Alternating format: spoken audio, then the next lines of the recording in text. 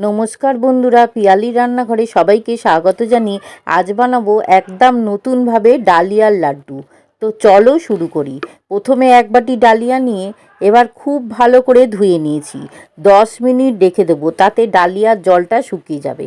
এদিকে কিছুটা চালমগজ শুকনো খোলায় ভাজবো। ফুলে ফুলে উঠলে বুঝতে হবে ভাজা হয়ে গেছে, তুলে নেব। এবার 3 চামচ ঘি দিয়ে প্রথমে কয়েকটা কিশমিশ ভেজে নেব, তারপর ডালিয়াটা দিয়ে খুব ভালো করে ভাজতে হবে। এবার সামান্য লবণ দিয়ে নাড়িয়ে, 1 বাটি ডালিয়া নিয়েছি তাই 2 বাটি জল দেব। ঢাকা দিয়ে 10 মিনিটের জন্য সেদ্ধ করে নেব।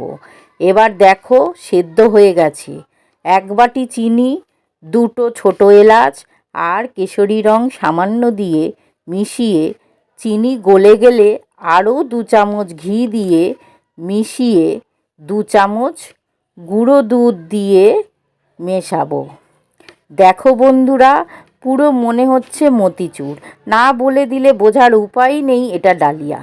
তারপরে চালমগজ আর কিশমিশগুলো ছড়িয়ে মিশিয়ে নামাবো। এই রকমই পাতলা নামাবো, ঠান্ডা হলে ঠিকঠাক হয়ে যাবে। 10 মিনিট ঠান্ডা করে নেবার পর হাতে কিছুটা নিয়ে লাড্ডু পাকিয়ে নিচ্ছি। খুব সহজেই পাকানো হয়ে যাচ্ছে। উপরে একটা করে কাজু দিয়ে সাজিয়ে নিলাম।